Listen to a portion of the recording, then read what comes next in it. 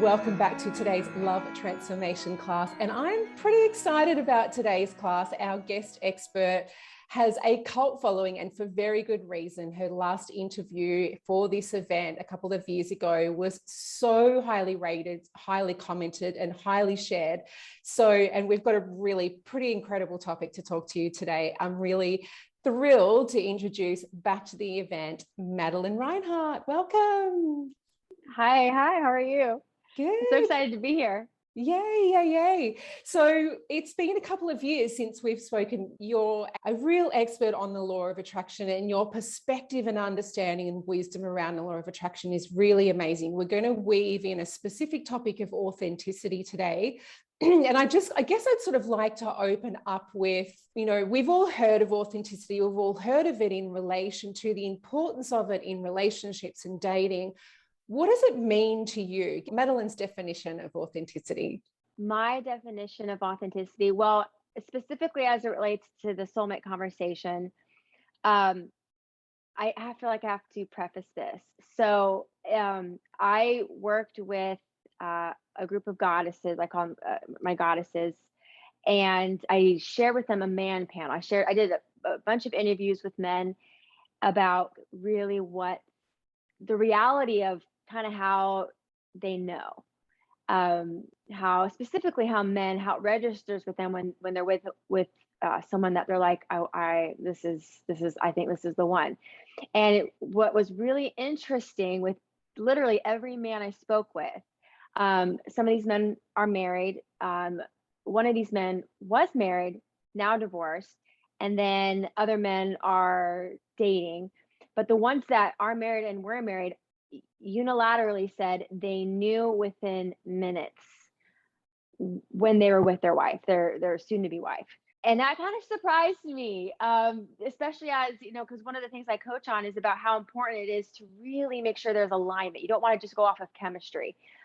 But that being said, specifically with these men, they knew very quickly. So as this relates to authenticity is that there's no healing, awesome. Working through your stuff, awesome.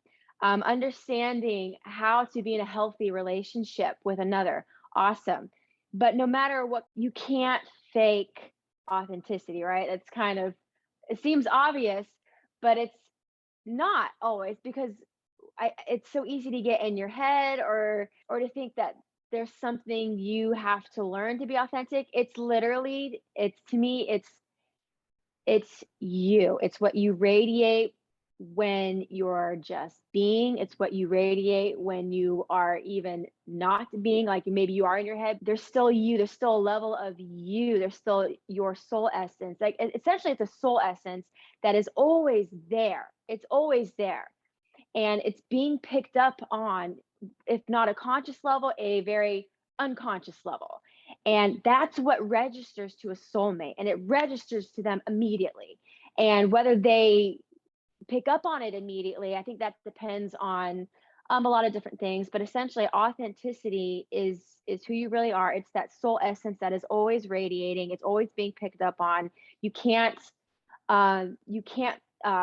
screw it up. There's nothing you can do to mess it up. There's nothing you can do to honestly not radiate it. There's things you can do potentially to make things seem more difficult, but authenticity is just what people are picking up on. It's an underlying essence that people are picking up on, especially men, very quickly. You don't have to fake this whole thing.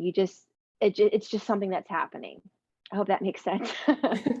Yes, absolutely. And so, one of the conundrums about this whole idea of being authentic that really strikes me is when we're trying to be authentic, we're probably not being authentic, right? It's like the more we're trying, the more perhaps we're not. But then we also don't want to meet someone and not feel like we're trying at all to show our best selves, because we know sometimes our not best self is not exactly the best way to carve out a good first impression. So yeah, let's unpack that a little bit. Yeah. So specifically with the situation, because so one particular couple I'm thinking of, they're married now. They both of them, well, okay, so the woman came in and she didn't feel like her best self at the time. There was a few things that were a little bit off. She and him actually kind of jumped into things a little bit earlier than I think either of them expected or maybe wanted to, but it didn't mess up the truth of the situation, which was that there was a real connection there. That soul essence, even despite being a little bit nervous about the situation or anxious about the situation and maybe jumping into things that weren't truly off, if they were really being at ease with their authenticity, with what their soul really wanted, they may have waited a little bit, right, before jumping into things physically, if I'm going to just be specific. But it really didn't mess anything up. It may have kind of been awkward and whatever, got them in their head a little bit, but it didn't mess up the fact that ultimately, like, their souls brought them together. It was a divine connection. What needed to be worked out. It was obviously a good learning situation. It didn't really mess up the end result. It didn't mess up the end. It didn't at all mess up the end result, right? So each of us want to feel like we're putting our best foot forward. We want to feel confident. We want to feel like we want to be in a good place, right? Because it's true that whatever we have to work on, we're going to attract a partner that's going to reflect everything we have to work on. But the thing about authenticity that I've learned is that even when you don't fully feel like your best self, or you feel like you might be a mess, or you feel like you may have messed something up, there's this grace that's always at play, that's always going to keep putting you on the right path. And it's going to keep asking you to perhaps maybe try things again. Yeah, I just feel like you can't, I guess it comes back to, you really can't mess it up. And that's what's really authentic, is the fact that even if you do mess it up, or you feel like you messed it up, or you feel like you did get off on the wrong foot or whatever, there's that driving force, there's that grace, there's that soul essence, there's that truth behind all the drama that keeps putting you right back where you need to be. But like, as I was saying earlier, the couples, the married couples specifically, all that I spoke with, it's like they knew, even through ups and downs, even through the mistakes, even through when they had facades on, they were trying to kind of, like, one particular man, he came in thinking, I don't want to get married. I'm gonna date this woman. It's probably gonna be a one-off, maybe a couple of dates. But there was just something about the truth behind it, was that no, this wasn't a one-off. This was the real deal.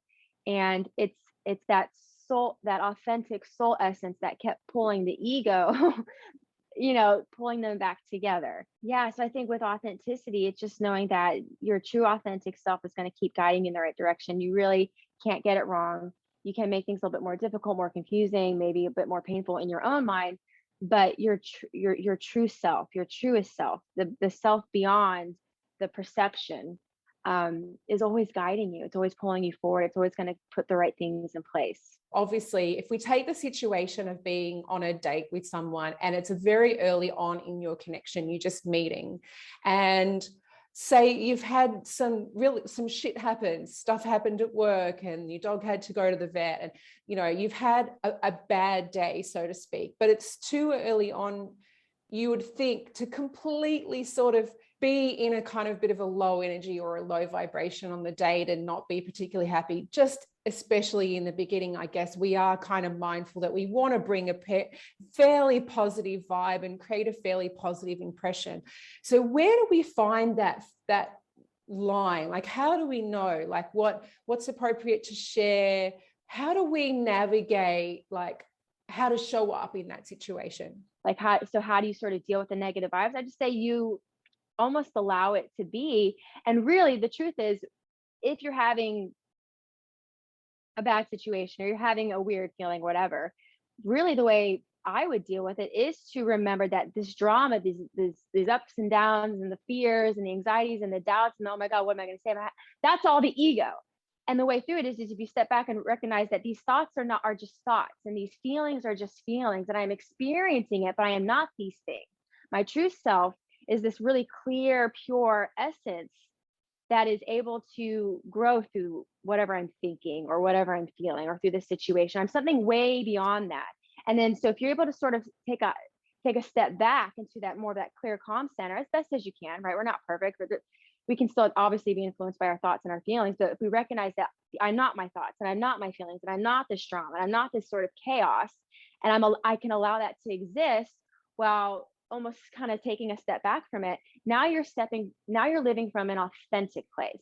And now all of this can exist while still being authentic. Now all of this can exist while still seeing the authenticity in another, right? And then from that place, you actually reach I think, a more true place where it's not about how I'm performing. It's not about, am I showing up at a high vibe or low vibe? It's about how connected to myself am I amidst all this? And can I see myself and can I see another amidst all of this? Now we're talking about true authenticity. I have a two-part question, and I'd like to sort Love of it. explore these a little bit more. So the first one is, like, how do we know when we're being authentic? Is there a feeling? Is there feedback we're getting from the 3D? How we would know? So that's sort of part A. And part B is then what we can actually do to sit into and lean into that, or to be authentic. Essentially, are there practices? Are there more of the being authentic, which can be part B? Yeah, love it. So how do we know? So first of all, how do we know? So how I know when I'm being authentic, I know I'm being authentic. And even using tonight as a perfect example. For me, it's a very when I'm able to feel very sober amidst heavy emotions. For me, I'm a very feeling person. So I feel emotions and they can feel overwhelming. They can feel very real, which they are real. But I've done a lot of work to recognize, at least to remind myself, I'm feeling this, but I am not this. This is an experience. It's like, because our emotional body is so fluid and it's ever changing, and it will morph and mold depending on whatever situation and energies you're around. So I recognize that that's how it's going to be. I'm going to morph and mold and react and feel a reaction to so many things, but that's not me, right? I am the observer of that. So you're being your authentic self when you can be in the midst of your emotions and your reactions and your anger and your embarrassment, but yet still feel very centered in yourself, but still feel like, okay, I feel embarrassed, but I'm not ashamed. I feel very connected to me. I feel very connected to like a very still part of me. I feel it's like I'm able to have a bird's eye view, if that makes sense. I'm able to sort of, and so therefore from that bird's eye view, I'm not just reacting to my feeling that was triggered. And reactivity is stemming from a place of hurt. And a place of hurt is an identification with a feeling. And that's going to be really esoteric. So long, in a more like practical way of me understanding it, it's, I'm not this feeling. I'm feeling this feeling. But if I'm coming from truth, if I'm releasing the drama here, and I'm actually coming from my truth, my authentic self, what's going on here? What would I say from this clear space? What would I say from this untouchable space? What would I say from this space of really confidence? What would I say? And I would just ask questions. Okay, so that was a long-winded answer. So how do you know? For me, I know because I'm able to almost observe without getting enmeshed in my reactivity. So to take this example or this question to a date situation, if we showed up on our first interaction with a man who we were interested in, and we were doing a little bit of self-reflection while that was happening, how would we know if we're being authentic or not? What cues, what feeling, what sensory, I guess, feedback would we be feeling that would be saying, yes, right, you're in authenticity, you're being authentic? For me, it's been when I feel very present. When there's a sense, I mean, it's cliche, but it's cliche for a reason, right? When there's an ease, when I'm not here to prove anything to you, and I'm not, right, we're not in performance is how often it's described, which is very true. We're not in performance because I'm just very present. There's nothing to prove when I'm present. I'm just being, right? And I'm interacting with you. Like in this moment, it's like I'm allowing your words to move me in a way that allows a true answer or a true response, a true heartfelt response to emerge, because I'm not thinking about, I don't have any pre-planned stuff, right? It's like, well, what naturally emerges? What from this clear, sobered, very easy, relaxed space emerges? That's how I know. So on a date, it's like when I'm coming in and it's a sense of pure presence. That's probably the best word, pure presence. Presence, connection, ease, flow, allowing things to move, allowing answers to come, allowing yourself to look like a fool and say something that maybe was, weird, but it came up. It was an authentic thing. And that being said, it's like, with authenticity too, it's not a hurtful, it's, I've heard people say, oh, I'm being authentic and I told him how terrible he was, or whatever. And it's like, no, that's coming from hurt. That's not coming from your heart, right? So another thing with authenticity, I think it's a very heart-centered place. And when you come from the heart, you come from a place of connection to well-being. And if you're coming from well-being, you would never, you would never be in a place to hurt another or want to hurt another, at least not, purposefully. So it's a connection to well-being, it's a connection to your heart, and it's just a deep presence where however things flow is however they flow. An interesting phenomena that happens, which I think ties into this example of like, how do we know? And what a lot of us have noticed is that sometimes we'll meet a man and we'll be very quick to put him in the friend zone, right? He, for whatever reason, he's just not the kind of man that we would see ourselves having a romantic interest or pursuing anything with. And then often what happens is the way that we are around this man is different, because subconsciously there's not any fear of judgment, there's not any fear of rejection, we're not performing as you explained. And the irony of that is when he gets to see just the unfiltered, relaxed, no performance, no insecurities person, it's actually more likely that he's interested. And I'm sure this has happened. It always seems like the men who we friend zone are the ones that want to pursue us. And I do think there's something to that, right?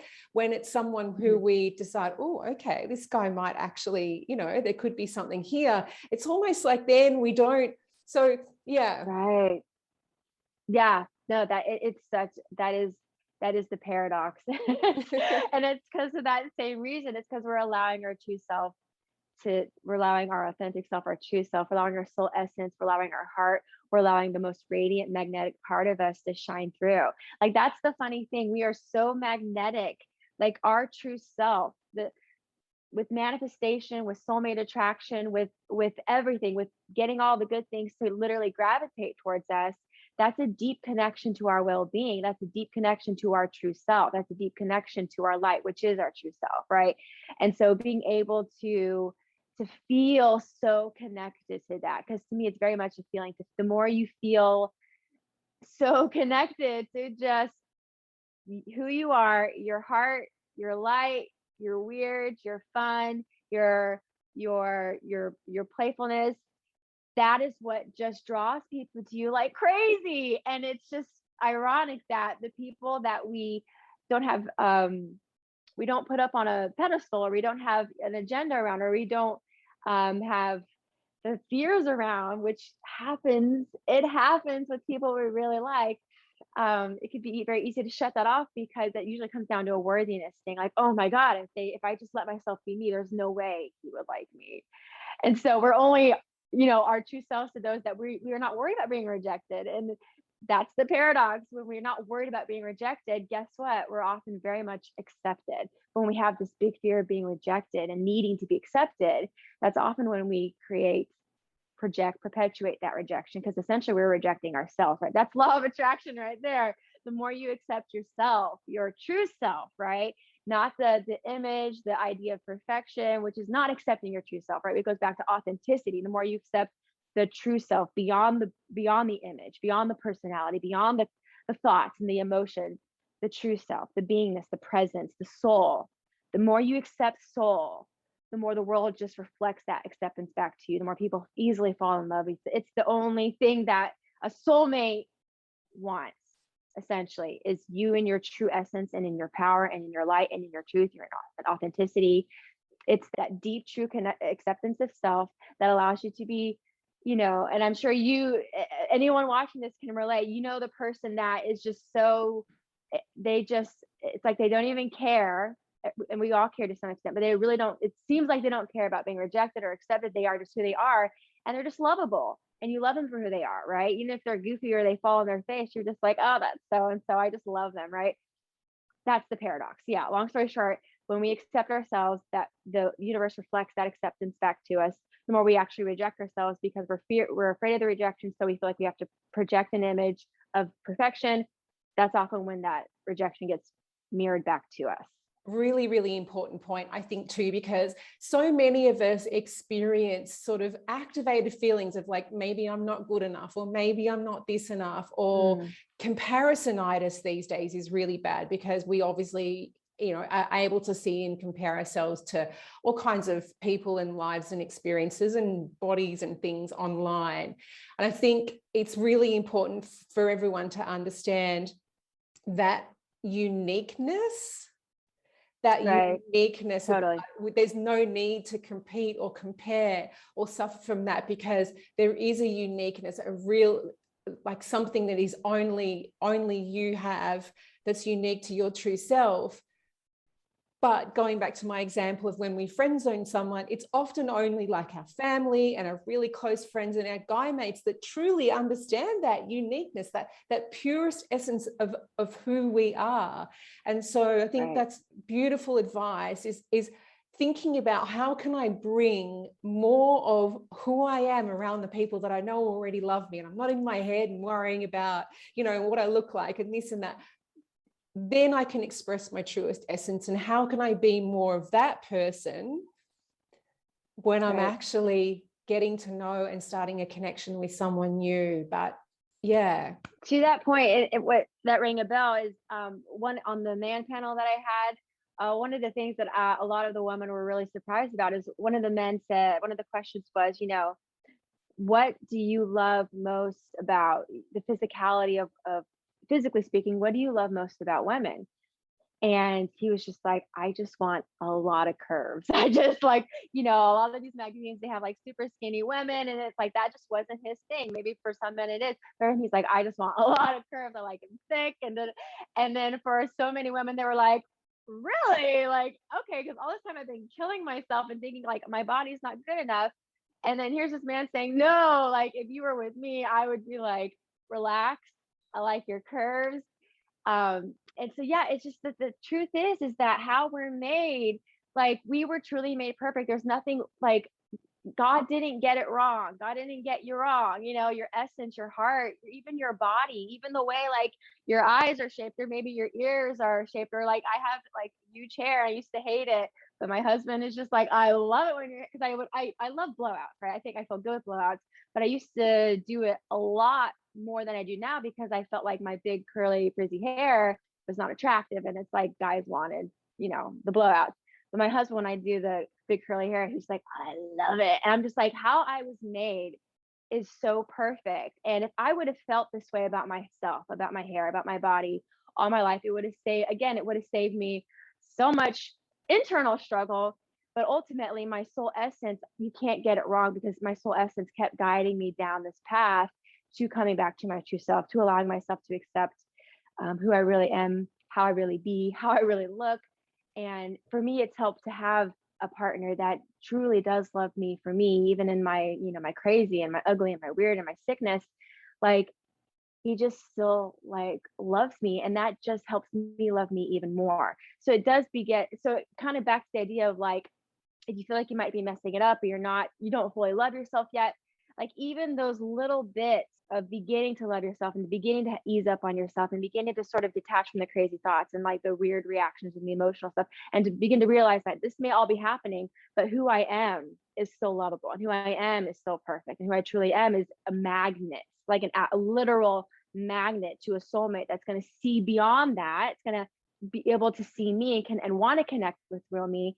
And if you can, just a little bit of acceptance goes a long way, is what I'm trying to say, because then when you start meeting more of those people that see you and love you and accept you, it just validates you, and it like is so affirming, and it's an upward spiral. Yeah, and it's just ironic. The paradox is that often, until we learn to accept ourselves, the ironic thing is often the people we don't care about loving us are the ones that see it first, and we might even take for granted or not even realize that they love us. If you could see yourself the way like your best friend sees you, or even your lover sees you, or if you could see yourself the way you see your best friend and talk to yourself, right, that level of just true love, like authentic love, that would begin a really positive upward spiral that gets easier, because then again that gets reflected back to you. One of the things that's coming to mind, and I want to clarify this a little bit for our audience, because often when you've talked about true self, there's been like this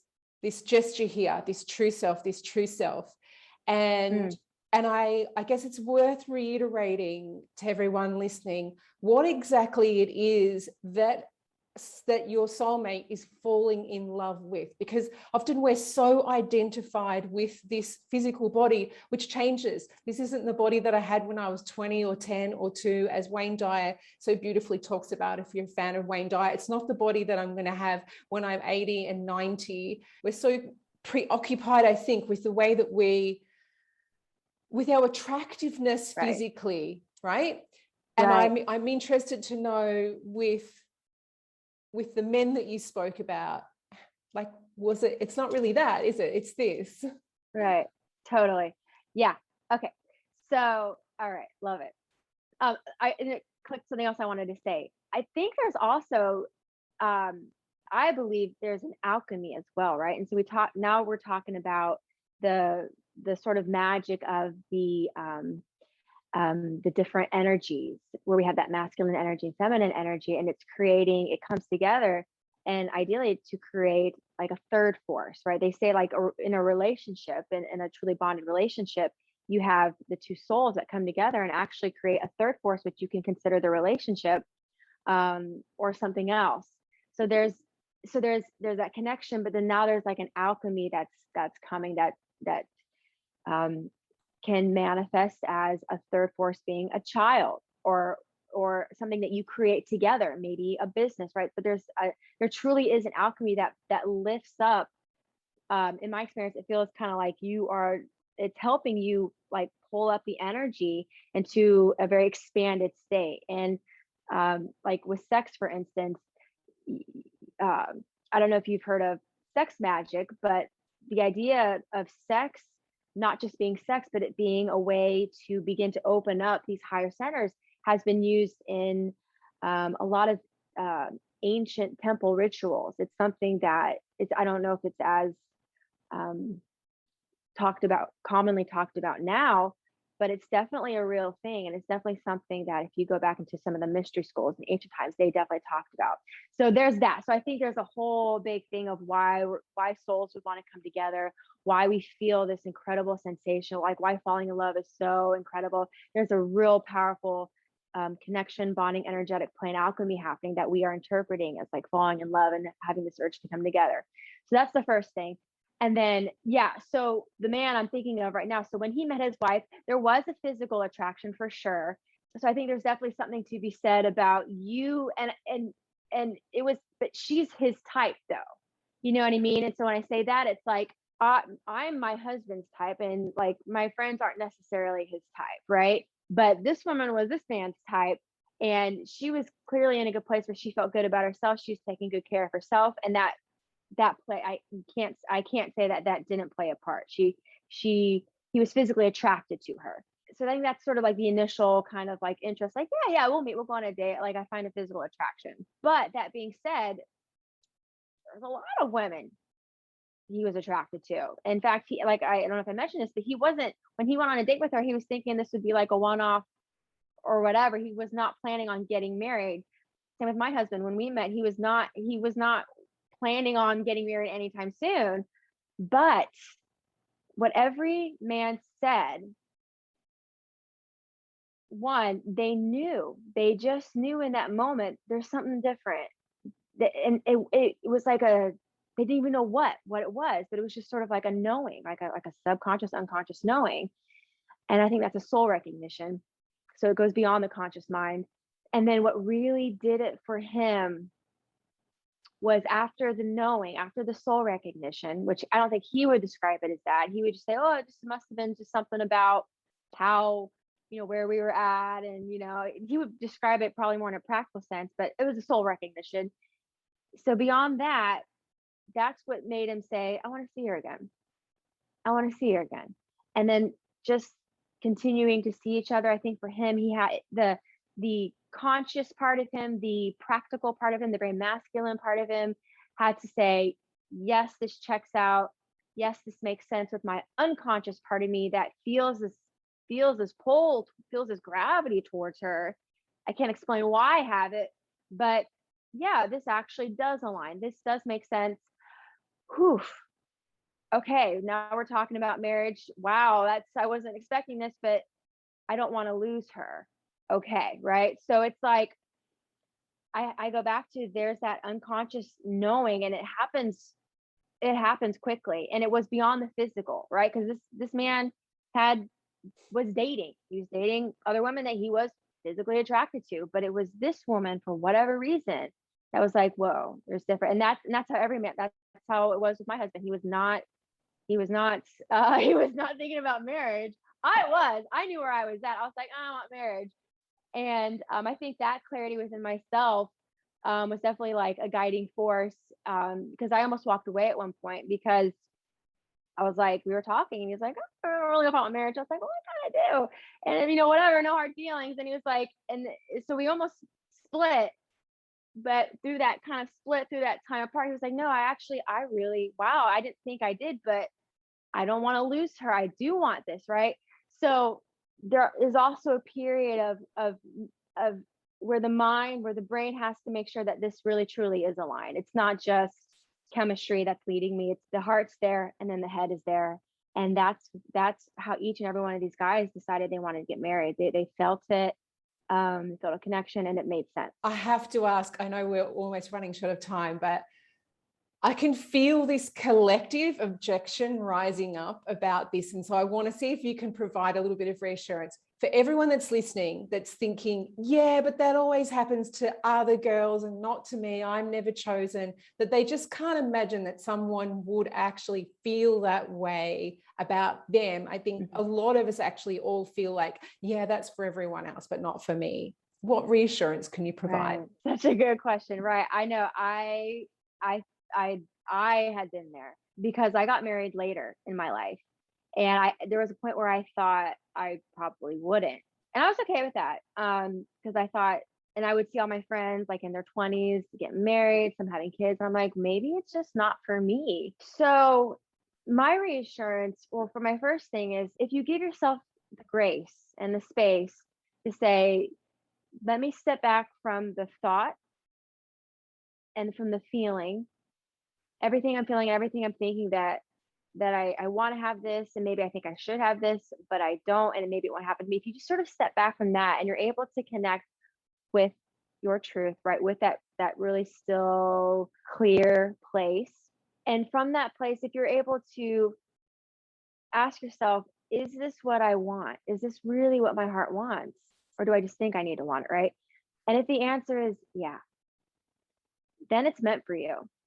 We don't have, we do not have true heartfelt desires that go unfulfilled. That's not how it's meant to be. Like the universe, God, spirit, our soul, it's going to communicate to you your path. And in my experience, has always communicated to me my path, my North Star, when I've taken the time to connect with my true self and ask myself, what is it I want? And so, like I said, I knew I wanted, even though for me it was, in my opinion, later than everybody else I knew at least, when I really connected within and I said, okay, do I want a relationship? Do I want marriage? Like, what do I want? And then the answer was, yeah, I really want, long desire to feel that deep companionship, that deep devotion with another, to have a family. That was an honest, me, heartfelt soul desire. When I realized that was my truth, then I realized there's a way. There's always a way. So this is probably the answer. Oh, the universe completely supports your true heartfelt desires. You're not forgotten. You're like, we are so incredibly supported by forces, the highest forces of the universe, right? Whatever you want to call them, angels, guides, spirits, the Holy Spirit, whatever, different rays, like everything is on our side. And when we get in alignment, when we get clear on what we want and we say, okay, this is what I want, universe, show me the way, universe, help me see my path, universe, please guide me, I'm willing to do whatever I need to do, I'm willing to be led. When we get out of our own way in that sense, a way is always made. The path begins to light up, right? It's, in my opinion, it's impossible to not have a true heartfelt desire fulfilled. It's impossible, because the universe doesn't give you desires to trick you or to fool you or to tease you or to be cruel to you. Like, that's just, so if it's there, there's a way. If it's there, it's coming. If it's there, it's inevitable. If it's there, it's your next step. If it's there, it's your truth, right? And so, and that's how it's been. And even, yeah, people can still say, oh, sure, but not me. And all I can say is from experience that when people have really just allow themselves to even be open to believing it, you may not be fully there to believing it, but if you're willing to say today, this is what I really want, I'm willing to believe that there's something there, even if experience has shown me otherwise, I'm willing to be shifted, I'm willing to potentially see myself differently, see people differently, I'm willing to be changed, I'm willing to be led. If you're willing to just be open to the fact that maybe it's true for you because it's been true for everybody else I've worked with that has decided that this is what they want and they're willing to be led. And what do you know? They find a way, including myself. If you're willing to at least be open to that, I promise you things will start to happen. Ask the universe to at least help you to believe. If it's on your heart, it's there for a reason. And you can trust that. You can trust your heart, you can trust your soul, you can trust yourself. So it's really coming back to, you can trust yourself. As a takeaway for someone who now is really wants to set an intention of showing up more authentically, especially in a romantic situation, is there anything we can do to actually support the easefulness with which we can do that, be authentic? Honestly, like time away from electronics. It sounds so simple, but it's like, it's just going back to the basics, which is nature. When I let myself get away from electronics, even get away from others, because I'm very empathic, I absorb other people's stuff, and it gets a little bit confusing for me. So when I go out, like I live on the beach, so like literally like 10 minutes just sort of being on the beach, walking on the beach, that resets me, and that gives me a level of clarity and reconnection to myself faster than anything else. I know for some people it can be working out, for some people it could be meditating, singing, doing something that really is that really lights them up, that really feels connected to soul. Whatever that is for you, that would be a good exercise. What is that thing for you? What is that thing for you that allows you to sort of forget that the outside world exists, and it brings you back to that place of just like presence and stillness, and like, okay, I'm back in my body. Whatever that is, that's your thing. That's the thing to incorporate more often. That's the thing that's going to reconnect you to yourself, reconnect you to your magnetism, reconnect you to your clarity. And it's going to allow you to really notice the things that are lighting up for you. So nature, singing, dancing, whatever that thing is. I know for me, all of those things that you just described, as well as being a Capricorn and an INTJ, for those that are familiar with the Myers-Briggs system, I tend to get a bit serious. Like I take life really seriously. Right. And so Right. finding play, even kids kind of bring out, being around children brings out a different side to me. Finding humor, laughter, those kind of things, I think really for me also to bring me back to a place that feels really, really present and way more authentic. So amazing. This has been such an amazing conversation. Let's share with the audience now what it is that you'd like to share and the beautiful invitation to your community. So what I'm sharing with everyone is a meditation that I actually went over in my most recent Goddess 5. It was only available in my Goddess 5 program, nowhere else. And it's a meditation that actually allows you to, I guide you into connecting with your soul via a very visual experience. And not only your soul, but it takes you to, it's an expanse. It's really more a journey of expansion than anything else. You expand into what I would call the soul plane. So you reconnect with your soul, and then you can connect with the souls of many, many, many soulmates, right? Of anyone. And the meditation will more clearly explain that. But it's a soul journey meditation. So if anyone feels like, I just don't get how to connect with my soul, this meditation is going to be for you. And then if you want to connect more with my work and what I do, there's going to be a link to my signature program, which is Goddess Vibes, as well as my free community over on my site called Goddess World. And right now I have some videos up where I talked about some interesting things about actually potential red flags to look at along the way. But Goddess World, that'll be a link for that free community, along with everything else I just mentioned. Thank you so much. That's extremely generous. And so I would encourage everyone to jump over and access the beautiful meditation, and obviously make sure that you're part of Madeline's community as well. There's beautiful resources that she has there available, and that's a free community. Is there any last words or thoughts or anything you'd like to share with the girls before we finish up today? Thank you so much for giving me this opportunity. I would say that if you want it, if you truly want a relationship, it's there for you. There's an abundance of potential amazing relationships. You can trust yourself, you can trust your path, you can trust your deepest heart's desires.